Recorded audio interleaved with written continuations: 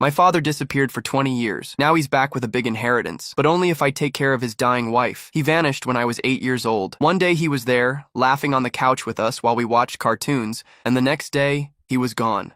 No note, no explanation, not even bothering to pack his stuff. My mom tried to pretend she was strong for a while, but she just grew more and more bitter. And I grew up hearing that he was a coward, an irresponsible man who abandoned his own family to live who knows what kind of life. For 20 years, I thought he was dead. It was easier to believe that than to imagine he chose to live away from us, until he showed up again. It was last Tuesday. I was getting home from work, tired, with a takeout container under my arm, when I saw a black car parked in front of my building. A driver in a suit was waiting for me with a folder in his hands. "Are you Rafael Gomez?" he asked. I nodded, suspicious. He handed me an envelope and said only, "Your father would like to see you." I almost laughed. I wanted to tell him it was a mistake, that my father had been dead for 2 decades, but there was a photo inside the envelope. It was him. Older, yes, with completely white hair, but still with that same indecipherable look in his eyes. Along with the photo was an address and a bus ticket to a small town upstate. I stared at it for hours. I called my mom, of course. She went ballistic. "If you go, Rafael, don't bother coming back here," she said. Her voice cold. It was the kind of phrase I expected to hear from her, but even so I went. The place was an old, isolated mansion, high up in the mountains. A male nurse met me at the gate. "Mr. Gomes is upstairs, but he's weak. He can't talk for long." When I walked into the room, I barely recognized the man in the bed. He was thin, breathing with difficulty, but his eyes were fixed on me as if he knew exactly what he was doing. "Rafael," he whispered, his voice raspy. I didn't know what to say. I just stood there, trying to figure out what kind of game this was. He held out his hand and pointed to a folder on the dresser. "Inheritance, all yours. But I need you." I picked up the folder. There were documents, deeds, bank accounts, all in my name. But there was a condition, provided that Rafael agrees to take care of my wife, Cecilia, until the end of her life. And that's when the shock hit me like a punch. "Wife?" He nodded, with difficulty. A nurse came into the room and signaled that the visit was over. But before I left, he murmured something that sent a chill down my spine. She doesn't know who you are." I went downstairs in a daze, the folder in my hands and my head spinning. My mom spent my whole life telling me my father left us for some random mistress. And now here I was, in his house, hearing that this other woman was dying, and that I had to take care of her. I left the mansion without saying anything, just to get some air. I stood outside, looking at the pristine garden, the cloudy sky, trying to absorb the absurdity of the situation. One of the staff approached discreetly. "Are you Mr. Rafael? Mrs. Cecilia is in the back room. She's sleeping now, but she wakes up around 5. My mouth went dry. Does she know I'm here?" He hesitated for a second. "No. She hasn't been aware of much lately. I should have just left right then, thrown that folder in the trash and forgotten that this man ever existed. But a part of me wanted to know more, not about him, about her. Who was Cecilia? What did she know about my father? How was it possible that she didn't know who I was? At 5:15, I went back inside. The nurse guided me to the back room. The door was ajar. I pushed it open slowly. She was lying down, looking out the window, a knitted blanket over her legs. She was thin but elegant. She had a fragile air about her, but she didn't seem as debilitated as I had imagined. She turned around slowly and smiled. "Oh, you must be the new caregiver, right?" I swallowed hard. I nodded. "I am." She looked me over with her eyes, as if she was trying to remember if she had ever seen me before. "You have a familiar look, but it must be my imagination. With age, I start to see ghosts where there aren't any." I sat in the armchair next to the bed. "And how are you feeling today, Mrs. Cecilia? You can call me Cecilia. I hate formalities." She smiled again, but there was sadness in her eyes. "Today I'm well. I mean, as well as someone who's dying can be." I was silent. Her frankness took me by surprise. "Do you know what I have?" she continued. "No. Nobody has explained it to me yet." She turned her face back to the window. "Cancer. Stage 4. I've tried every kind of treatment. Now it's just a matter of waiting." My stomach turned. She seemed more lucid than anyone else here. "What's your name?" "Rafael." She nodded slowly, savoring the name as if she was trying to fit it somewhere in her memory. "Nice name. I knew a Rafael many years ago, a sweet, quiet little boy. I think he was the son of a friend of my husband's, but maybe I'm getting things confused." I felt my blood run cold. She was talking about me, but she had no idea. I stayed with her for another hour, listening to her disjointed stories about travel, plants, wine, and old movies. She had a melancholic charm, as if she was always on the verge of revealing a secret, but never quite got there. On my way out, I found the nurse in the hallway. "She seems very lucid for someone with a terminal illness." He looked at me seriously. "She has lapses. Sometimes she remembers everything. Sometimes she doesn't even recognize her own voice. And there are some things she can't know." "What do you mean?" He lowered his voice. Your father instructed us not to tell her anything about the past. Not about you or your mother. She believes in a sanitized version of the story, shall we say. What version? He hesitated. That she and Mr. Gomes were married for decades, and that he only had children who died very young. She believes that they were never separated, that she was the only woman in his life. I felt a lump in my throat. That was a huge lie, but she believed it. She lived inside this comforting illusion, and now I was here, as a stranger. Or perhaps worse, as a reminder of what she never knew. I went back to the guest house where I was staying. I spent the night staring at the inheritance folder, reading clauses and amounts that seemed surreal. It was millions. Land, stocks, properties. But it would only be mine if I took care of her until the end. And to do that, I would have to continue being a ghost, pretend I wasn't who I was, lie every day. And the worst part? A part of me wanted to do it. But the truth always finds a way to surface. The next morning I went back to his house, or rather, to her house. It was strange to think of it that way, but the mansion had her touch everywhere. The floral curtains, the old picture frames, the delicately cared-for potted plants. This wasn't a temporary home. It was the world where she believed she had lived her whole life with my father. A carefully constructed lie, with layers that I hadn't even begun to understand. Cecilia welcomed me with a warm smile. Raphael, I had a strange dream about you last night. You were a child, you know. My stomach dropped. I smiled back, trying to act natural. Must be a coincidence. Maybe. But in the dream, you were crying a lot. You were in a playground, holding a toy car, and you called me Aunt Sissa. Aunt Sissa. Only someone from my childhood could have come up with that nickname. She knew me. For real. But for some reason, she blocked it out or was induced to forget. I spent the day helping with her medication, reading to her, and making tea. She enjoyed my company, and, against my will, I was starting to enjoy hers, too. During lunch, while I was helping her cut her food, she said something that took me by surprise. Did you know Augusto proposed to me in Paris? I stopped mid-motion. Augusto? My father. The name sounded strange coming from her mouth with such affection. I didn't. It was in 2005, at the top of the Eiffel Tower. I was wearing a blue dress, and he was so nervous. He looked like a teenager. It was the happiest day of my life, the year he disappeared. I did the math. If he proposed to her that year, it meant he was with her at the same time he was with me and my mom. He didn't leave to be with Cecilia later. He was already with her before. Did you get married in Paris? I asked, trying to hide the anger in my voice. She laughed, a little breathlessly. No. We came back to Brazil and did everything here. Simple. Just the two of us. He said he wanted to start a new life, far from everything that tied him to the past. The phrase kept hammering in my head. Far from everything that tied him to the past. Me. My mom. Our house, our memories. My father erased everything as if it were a bad draft. In the afternoon, while she was sleeping, I went up to his office. I locked the door behind me. There were shelves of books, old folders, boxes of documents, all neatly hidden. I started to search. I don't know exactly what I was looking for, but I knew there was something there they hadn't told me about. After half an hour, I found a wooden box at the back of the cabinet. Inside were old photos. Some were torn. Others had dates written on the back. One of them was of me, around 7 years old, on his shoulders, smiling. The photo was crumpled but not torn. On the back it said, Raphael, my little boy, forgive me. And then I found something that chilled me to the bone. A letter, addressed to Cecilia. Sissa, if you ever find this letter, it's because my time has run out. There's something I need to tell you, but I never had the courage. Raphael, the boy you sometimes dream of, the one you call your nephew from the past, he's my son. And maybe he's yours too, not by blood, but by heart. He knew you as a child, before everything fell apart. I left him to be with you, and every day I wonder if I made the right choice. I froze. I felt my hand shake with the paper. She knew. Deep down, somewhere in her mind, she knew. Or maybe she was trying to forget. That night, as I was closing the curtains in her room, Cecilia looked at me and said with a strange glint in her eyes, You look a lot like him when he was young. The same look of disguised pain. I was paralyzed. Who?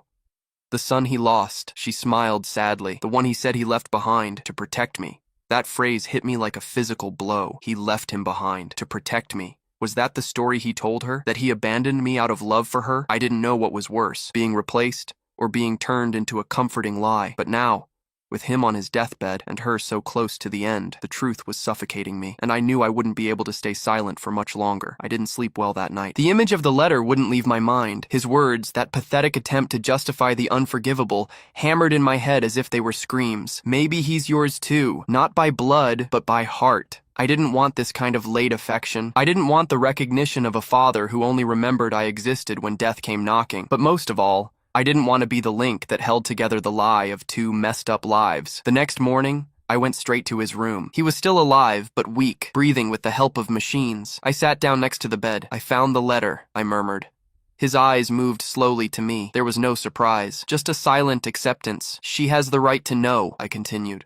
And I have the right to be acknowledged as your son, not as a stranger paid with an inheritance to take care of the woman who destroyed my family. He tried to speak, but only a hoarse sound came out, almost a moan. Don't look at me like that, I said, trying to control my anger. You had 20 years, 20, and you chose to be silent. Now you want me to pretend none of this happened? To accept your fortune as a consolation prize? He blinked slowly, a gesture that was almost imperceptible. I didn't know if it was an apology or a last plea to keep everything hidden, but my silence was cracking. That afternoon, Cecilia called me to the garden. She had an album in her lap, full of old photos. Do you remember this? She asked, pointing to a black and white photo of a beach. I nodded, even though I didn't know what to say. That was the first time Augusto talked about having kids. He said he always wanted a boy, strong, quiet, just like him. She turned the page. It was a photo of him when he was younger, with a baby in his arms. This isn't the Raphael from the letter, she said thoughtfully. I froze. What letter? She smiled melancholically. One I found years ago, but then it disappeared. It said he had a son before me, that he had left this son behind. Sometimes I think I made up that story, but the name stuck in my head. I looked into her eyes. For the first time, I saw cracks. She knew. But she had learned to ignore it. What if I told you that the Raphael from the letter is me? She just stared at me. The wind rustled her white hair. The silence was so deep that I started to doubt I had spoken out loud. What? I am Augusto's son, Raphael. The one from the letter, the one he left behind. She let the album fall into her lap. Her eyes filled with tears, but she didn't cry. She just sat there, in shock. That can't be, she stammered. He said you had died, that it was an accident, that there was no one else. He lied. She put her hand to her mouth. My God.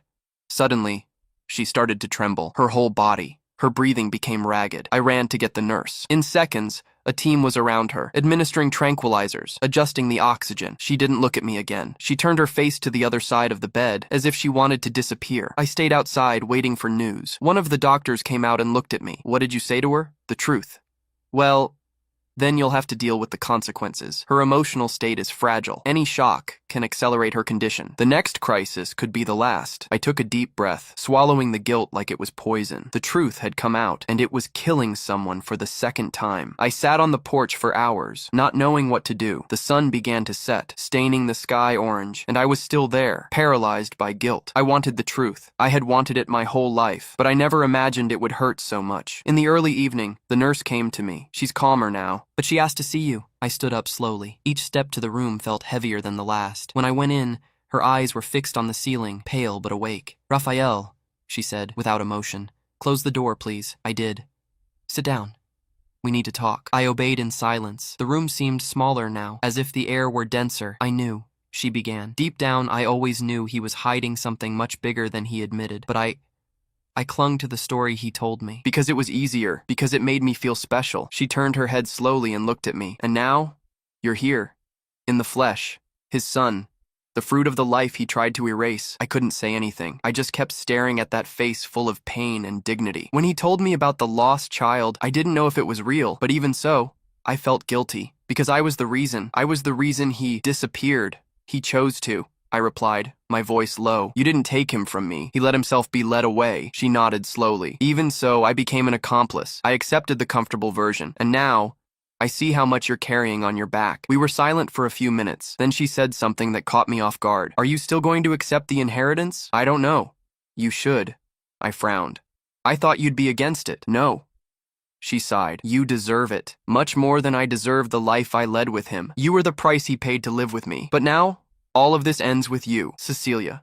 I don't want the money. I wanted my father. She closed her eyes. A tear rolled down. I wanted him too, but I don't think either of us really had him. I stayed there for a while, just holding her hand. For the first time, without hatred, without resentment, just sadness. Before I left, she said something I'll never forget. Raphael, you were the only son he ever truly had, and now, you're the only chance that something good about him will remain in this world. That night, I went back to my father's room. He was still breathing with difficulty, his eyes half closed. I approached him. I told her. He blinked once. There was no anger, no relief, just exhaustion. She knows who I am now, and yet, she called me his son. He moved his hand slowly, trying to reach mine. I took his hand. It was cold, weak. I don't forgive you, I said, but I'll take care of her until the end. He squeezed my fingers with the little strength he had left, and there, In that silence full of unsaid things, I knew that was the closest thing to an "I'm sorry" I would get. In the days that followed, something changed between Cecilia and me. We didn't talk much about the past. I think she was still processing it, but there was a new kind of silence between us. A silence that no longer hurt, that didn't demand immediate answers. It was as if the truth had leveled us. It had taken away the roles of victim and villain and left behind two survivors of the same lie. My father was still on the verge of death. His body resisted longer than anyone expected, but his soul seemed to have already left. He spent most of his time sleeping. When he was awake, he didn't speak. He just watched. And me? I was still there, caught between my duty, my dormant anger, and a strange compassion for a woman I would have hated without a second thought years ago. On a Friday afternoon, Cecilia called me into her room. She had an envelope in her hands. "This is for you," she said, carefully handing it to me. "I asked a lawyer to bring it yesterday. It's in my name, but I want you to have it." "What is it?" "My properties. I have a country house in Visconde de Mauá, 2 houses in Teresópolis, and an apartment in Rio. They're all paid for, and now they're yours."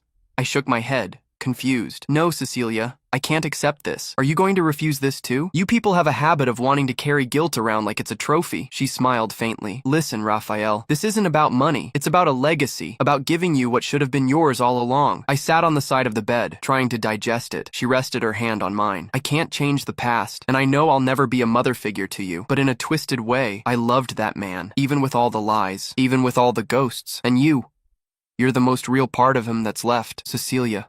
No. Listen," she squeezed my hand. "You're not just the heir of an absent man. You're proof that he existed, and that deep down, he cared, even if he didn't know how to show it." It was the first time I cried in front of her, not because of the money, not because of the acknowledgement, but because for the first time in my life, someone was telling me that I mattered. That night, as I was tidying up her medication, I heard a noise coming from my father's room. One of the monitors was beeping, insistently. I ran. He was motionless, his eyes closed, his breathing stopped. The nurse came in right behind me. He checked his vitals. He looked at me and just shook his head. My father was dead. I stood there, staring at the body. A man who carried so many secrets, so many bad choices, and who now carried nothing at all. Cecilia appeared at the door, leaning on the frame, fragile. "He's gone?" I nodded. She walked to the bed with effort and held his hand for a few seconds. Then she turned to me. "Bury him as he deserves, but live as you deserve. Promise me?" I promised, even without knowing at the time that this promise would change everything. The burial was simple, almost solitary. Few people in that city knew of my father's existence. A few neighbors from the area, 2 lawyers, and a quiet man who said he had been his partner in a failed winery project. Cecilia couldn't go. Her health wouldn't allow her to be out of bed for more than 15 minutes. Even so, she asked me to place a white flower on the coffin for her. I did. But not for him. I did it for myself, because that moment wasn't about grieving a father. It was about burying the man who had shaped my life through his absence. It was about ending the cycle of silence, anger, and resentment that had been eating at me since I was 8 years old. The next day, the lawyer called me in for a final reading of the will. The inheritance was immense, the material part at least. There were accounts in 3 countries, investments in startups, properties I didn't even know he owned. But the strangest part was the video. "He recorded this 2 weeks before he died," the lawyer said, handing me a flash drive. "It's personal, just for you." I went back to the mansion and put the video on the office TV. The image was shaky. He was pale, with visible tubes, but his eyes were clear, focused. "Raphael, if you're watching this, it's because I'm gone. And if you've made it this far, it's because you decided to take care of her. Thank you. I don't expect forgiveness or affection, just that you understand that, at the time, I was weak, scared. I hid behind passion, the promise of a new life, and I ran away. I ran away from you, from your mother, from myself. But I never stopped keeping up with you. I knew about everything. Your grades in school, your college, that first job downtown. I sent money, discreetly, to your mother. Even though I knew she would never tell you, I know none of this makes up for it. But knowing that you survived me is what gave me some peace in the end." The screen went dark. I stayed there, staring at nothing. For some reason, those words didn't comfort me. They didn't soften the pain, but maybe they served to lift the weight he himself had been carrying. And for that alone, I decided to keep them with me. Not as an excuse, but as a record. The following week, Cecilia got worse. The pain increased. The memory lapses became more frequent, and sometimes she would call me my boy, not really knowing who she was talking to. Taking care of her stopped being a condition of the inheritance. It became a choice, and an emotional necessity that I didn't expect to feel. On a rainy Sunday, between doses of morphine, she called me close to her bed. "Raphael, there's something I need to do before I go. Tell me." She took a deep, difficult breath. "Your mother. I want to see her. Or at least, Ask for her forgiveness. My heart pounded. Cecilia, I don't know if that's a good idea. I don't want peace for myself. I want to give peace to her, even if she spits in my face. But she has the right to see me before the end. I was silent. This was a minefield. My mom still sent me short, cold messages when she replied. Ever since she found out I had gone to see my father, contact had practically ceased. I'll think about it, I replied, because that was the most I could promise. And that night, I called my mom. She answered after 5 rings. The silence between us was the heaviest of all. What do you want? She asked directly. Mom, Cecilia wants to see you. The laugh she let out was bitter, almost hysterical. That woman? She wants to see me? She's dying. Good. Let her die, and let her go straight to hell where she should have never left. Mom, please, you chose to be with them. With him. Don't ask me now to ease anyone's conscience. Before I could argue, she hung up. I stared at my phone for a few minutes, trying to figure out if I was still angry at her, or just tired of being the son stuck in the middle of 2 emotional disasters. I went back to Cecilia's room. She was awake, waiting. So?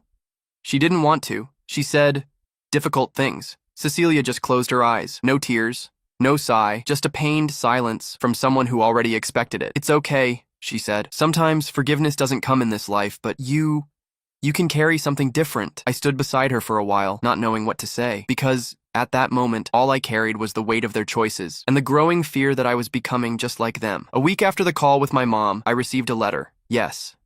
A letter, handwritten on yellowed paper with a script I knew so well. It was from her. Raphael, you asked me for something I never imagined I'd ever be capable of even considering. Seeing the face of the woman who destroyed my family. For days, just thinking about it, I trembled with rage. But then I remembered the boy you were, how much you suffered. And I realized that maybe this meeting isn't about me or about her, but about you. About what you need to close in order to move on. If it still makes sense, I'll go. One time, for you. I stood there with the letter in my hands, unable to breathe for a moment. I immediately called her. She answered with her usual cold tone. It'll be on Saturday, but don't expect me to hug anyone. I don't expect anything, Mom. Just thank you. Don't thank me. I'm doing this for you. Only for you. She hung up before I could say anything else. On Saturday, I tidied everything up in the house. Cecilia's room was aired out, clean, with fresh flowers on the table. She insisted on wearing a blue dress, the same one she said she wore when she was proposed to in Paris. She was weak, but alert. Around 3 in the afternoon, I heard a car stop at the gate. I went down to meet my mom at the entrance. She was thinner, her hair almost all white, and her eyes hardened by time. The house is beautiful, she said, looking around. For a house built on lies. I didn't answer. I just led the way. When we entered the room, Cecilia turned around slowly. Time seemed to stand still. You, my mom whispered, you still look the same. Cecilia forced a weak smile. And you, too. Stronger than I remember. The silence between the two of them was suffocating. I almost asked them to leave, to give up. But then Cecilia spoke. I didn't come to ask for forgiveness. Not because I don't think I should, but because I know this can't be fixed with words. I came to face it. What I did. What we were. My mom approached slowly. You knew he had a family. You knew he had a son. But still, I knew. Cecilia interrupted, and I chose to ignore it. I deluded myself into thinking he was unhappy, that you didn't love him like I did, and maybe he let me believe that because it was easier than him having to take responsibility for who he really was. He was a coward, my mom spat the words, and you both deserve the regret. Cecilia nodded with a thread of dignity. I agree. My mom took a deep breath. For a moment, I thought she would raise her voice or storm out, but she just sat in the armchair and stayed there in silence. The 3 of us were in the room for almost an hour. Few words were spoken, but there was something there, different. Not reconciliation, not forgiveness, but acknowledgement. In the end, my mom got up. She looked at me.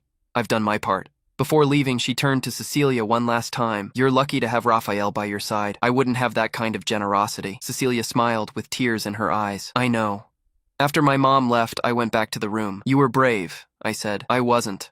I was just tired of dying with so much stuck in my throat. Do you think she'll forgive you someday? It doesn't matter. What matters is that she came, that she looked me in the eyes, and that you brought us together, even without meaning to. I sat on the side of the bed, and she held my hand again. Raphael, it doesn't matter what you do with the inheritance, with the houses, with the money, but please, don't live the way he did. Don't hide who you are from the people you love. Never abandon your story. I was silent because those words hurt.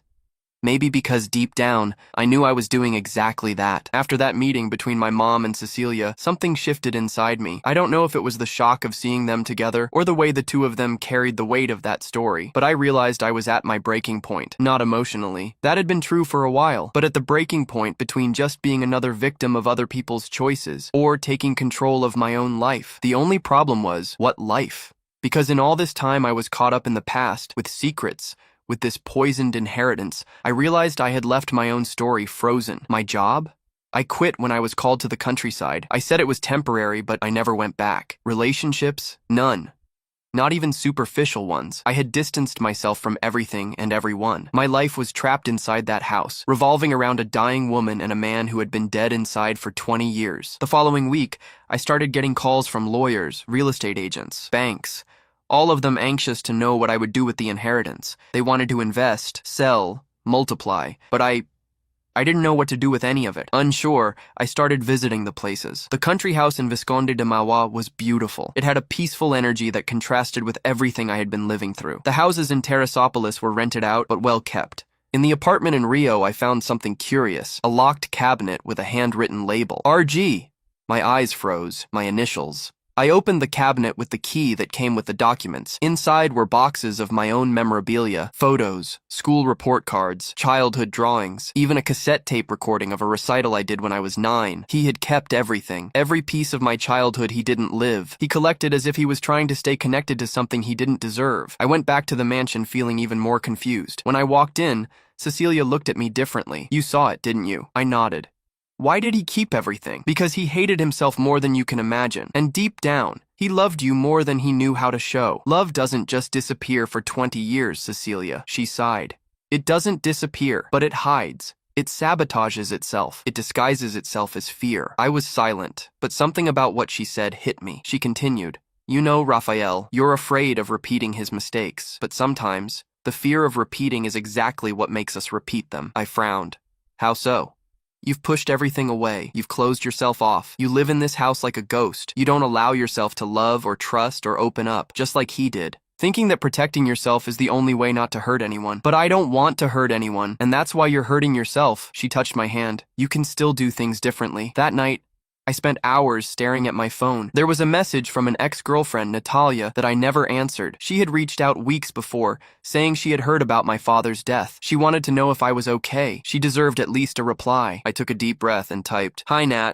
I'm trying to be okay. There's a lot to tell, but if you still want to listen, I'd love to talk. The message was seen in seconds. Then the reply came, I still do. Let me know when. I smiled.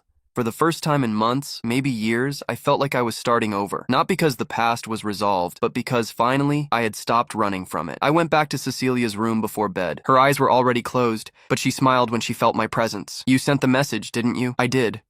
Good choice, now there's one more. What's that? She opened her eyes slowly, with difficulty now. Decide what you're going to do with all of this. The house, the money, the story. I still don't know. She smiled. You'll know. Just don't wait too long. Time always runs out. And for the first time since I arrived, I felt like the end was near. 3 days later, Cecilia's condition visibly worsened. Her breathing was weaker. Her lucidity came in brief spurts, and each sentence seemed to demand a strength her body no longer had. The doctor was direct. It's a matter of days, maybe hours. I didn't know how to react. For all this time, taking care of her had become routine. And routine, when you get attached, becomes a sanctuary. I no longer remembered what it was like to wake up without having to prepare her medicine, check her blood pressure, or warm up her tea at 5 in the afternoon. More than that, I no longer remembered what it was like to live without that calm, sad gaze waiting for me in the room. On Wednesday morning, when I went in, she was awake, but different. Her gaze was fixed, more distant. I sat next to her, as I always did, but this time, she didn't smile. Raphael, I'm here. Don't let all of this become just another wound, okay? It won't. Promise? I promise. She took a deep breath, closed her eyes. She mumbled something I could barely hear. You were my son too. Even if it was too late, that sentence broke me. Because I knew she wasn't just speaking out of affection. She was speaking with regret, with the pain of someone who realized too late what could have been different. We stayed there, in silence, until her breathing became irregular. I called the nurse. The machine started beeping. Everything happened slowly and quickly at the same time. At 10:47 that morning, Cecilia died, and with her, I felt that a part of the weight of my past was buried too. The house became empty, frighteningly silent. In the days that followed, everything was a whirlwind. Documents, cremation, notary, estate division. Cecilia had left a supplementary will with a final letter. Raphael, I don't know if I'll be alive when this reaches you, but if I am, I'll probably be very close to the end, and I want you to know you were my last truth. Everything I built on the basis of illusions collapsed the moment you appeared, but ironically, that's when I felt most at peace. You don't have to keep this house or the assets, but if you want to, it can be a new beginning, a sanctuary, or a symbol. Whatever it is for you, it will be right. I trust whatever you decide. I cried reading that letter. I cried like I hadn't even at my father's funeral. Because of all the people involved in that messy life, Cecilia was the only one who chose to face the end head on, without running away, without begging for forgiveness on her knees, without making herself a victim, just acknowledging, accepting, and letting me decide what to do with the wreckage. Days later, I sat in the mansion's garden with Natalia. She came to visit me, and it was as if time had stopped between us. All of this is so strange, she said, looking around. This house, this story, you being here. I know. And what are you going to do now? I took a deep breath. I still don't know, but I'm thinking of turning the house into something new. Like what? A care center for the elderly, or maybe for young people who've been abandoned. I'm still figuring it out, but I want this place to stop being just a museum of secrets. She smiled. She placed her hand on mine. You're different, Rafa. I'm trying to be. For the first time. For real. We were silent for a while. The wind rustled the trees. The late afternoon light made everything golden. Peace. That's what I felt. And not because everything was resolved, but because I had finally stopped running. Because now, the past no longer dictated who I was. The next few months were a time of transition. I sold some of the properties, not out of attachment or rejection, but because I understood that part of moving on was making room. I kept the mansion, and with the help of Natalia and a small group of volunteers, I began to transform it. I named the project Casa Sisa, in her honor. It sounded strange, I know, to honor the woman who lived with the man who abandoned me. But Cecilia was more than that. She saw me.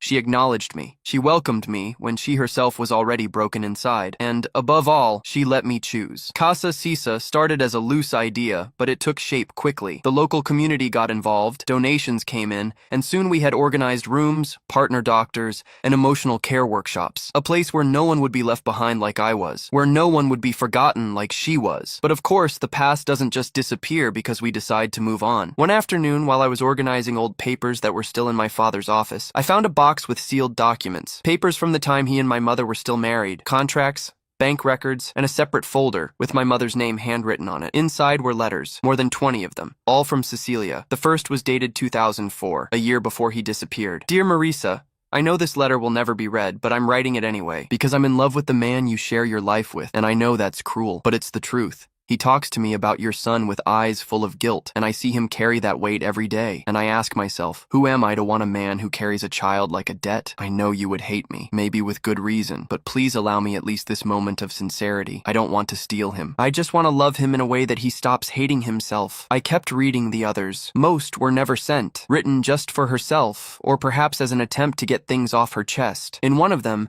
Cecilia reveals something that stopped me in my tracks. He promised me he would talk to you, that he would explain, but I know he never had the courage, and I know that one day, if your son ever meets me, he'll hate me, and he'll have every right to. She knew. She knew all along that she was part of something terrible. But what shocked me the most was realizing that she wasn't the cold woman my mother described. For a long time, she was a confused accomplice, yes. But she was also a woman who had been deceived, fed promises by a man torn between love and cowardice. I closed the box, took a deep breath, and went out to the backyard. I burned the letters right there, not because I wanted to erase history, but because I no longer wanted anyone to be trapped by it. That night, I sent a message to my mom. Casa Sisa is open. If you ever want to see it, you're always welcome. No past, no pressure, just to see what all of this has become. She saw it. She didn't reply, but days later, an anonymous donation appeared in the project's account, a high amount, much higher than normal, and along with it, a delivery to the mansion's address, a vase of white flowers, no note, but with a single inscription on the card, peace. I looked at it and smiled, not out of victory, not out of reconciliation, but because I finally understood that sometimes forgiveness doesn't need words, it just needs space and time. Months passed since I opened Casa Sisa. The place became more than a project. It became my compass, my purpose. Every elderly person we cared for, every story we shared, was like I was giving back to the world a part of what had been taken from me. But the curious thing was realizing that while I was rebuilding that place, I was also rebuilding myself. Natalia was still around, first as a visitor, then as a volunteer, and now as something more. We didn't put labels on it. We didn't need to. What we had was light, sincere, and different from anything I had ever experienced before. And for the first time, I wasn't afraid of it. But on a Saturday morning, while I was organizing files with the residents' names, I had an unexpected visitor, my mom. She walked in the front door without warning, as if the house already belonged to her. "I brought some winter clothes. I thought they might be useful for someone here," she said, without looking me in the eyes. "Of course. Thank you, Mom. And flowers. For the garden. The ones at the entrance are a little droopy." I smiled faintly. "You're starting to sound like the building manager now. Someone has to remind you that appearances matter, right?" We laughed. It was strange, but it felt good. We walked through the house together. I showed her the rooms, the kitchen, the workshop area. She observed everything in silence. Sometimes she commented on something, but without many words. In the end, she stopped in the hallway where Cecilia's old room was. Was this her room? It was. She looked at the floor. She took a deep breath. "I thought I would hate this place, but there's something here. Peace, maybe." She said she wanted it to be that, a place where no one else would be left behind. My mom nodded slowly. "And you? Are you going to stay here forever?" "I don't know. For now, yes, but I'm starting to understand that my place isn't a place of escape anymore. It's where I choose to be. And today, that's here." She looked at me, for the first time, with a silent pride. One she never said with words, but that was there. "You did a good thing, Raphael. You too. Coming here is more than I ever thought would happen." She was silent, but before she left, she said something that broke me down. "I never knew how to deal with what happened. I always thought that losing you to your father was the worst thing that could happen. But now I see that I almost lost you to yourself." "What do you mean?" "That you were fading away, and now you're shining. Not as Augusto's son, but as yourself." We hugged.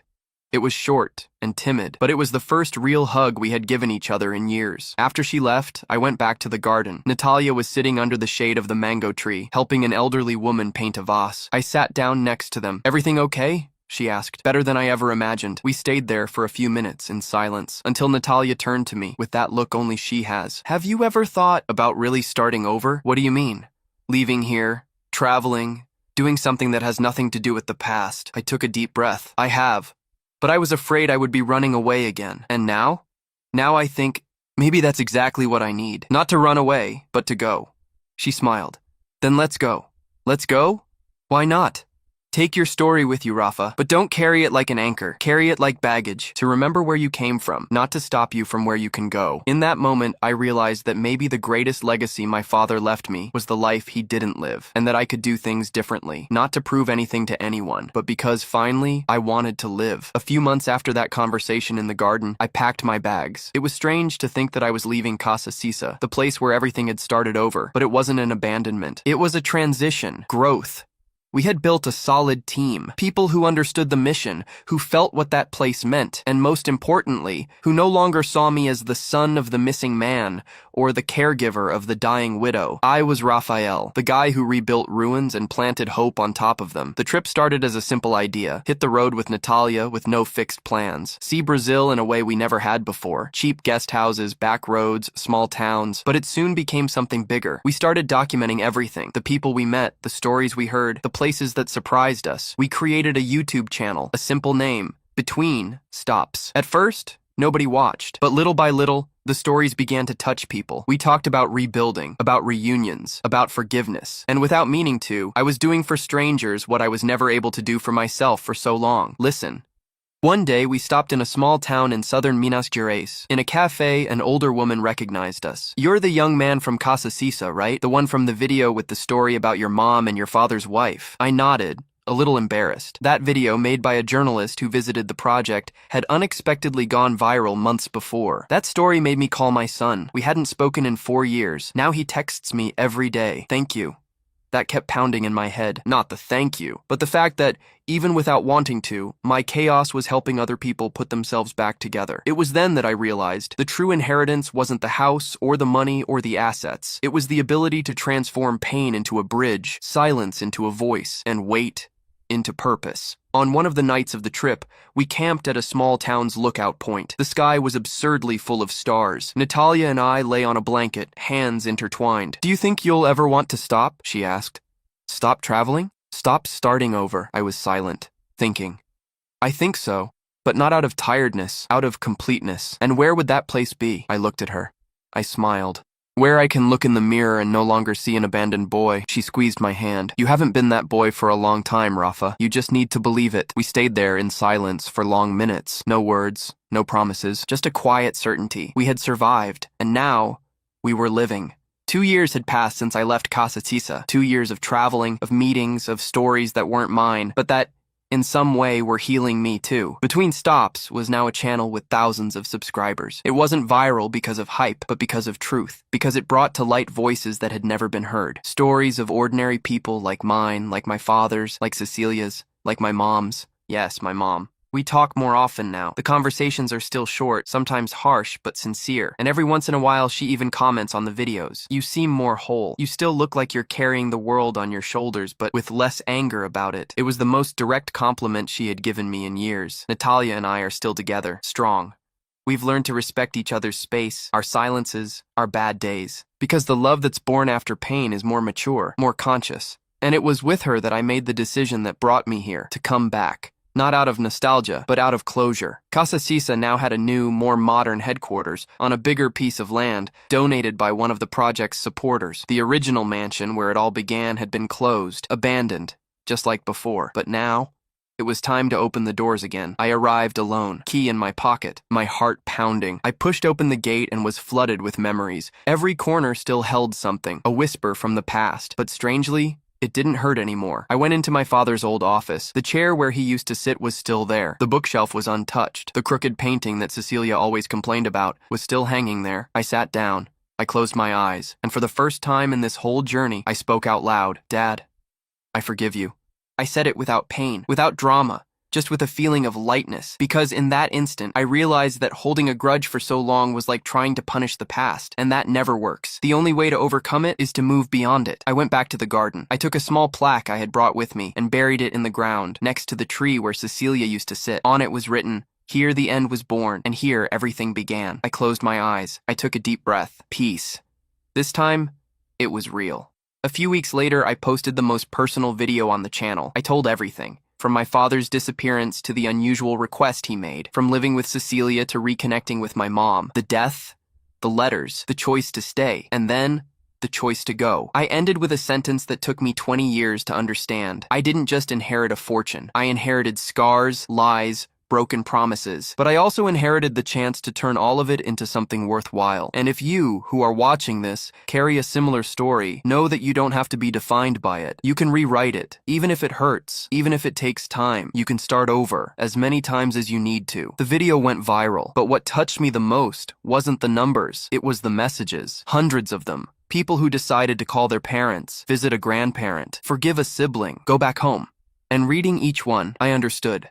My father left me much more than he ever knew. A year after the reopening of the old mansion, I came back not as a visitor or as the son of the previous owner, but as a host. Casa Tisa was now operating in that space as a cultural and therapeutic center, a place of welcome not just physical, but emotional, for people who, like me once was, were lost between what they had lived and what they still didn't know how to live. The garden bloomed again. The walls were painted with light colors, with murals made by local artists, but the structure, it remained.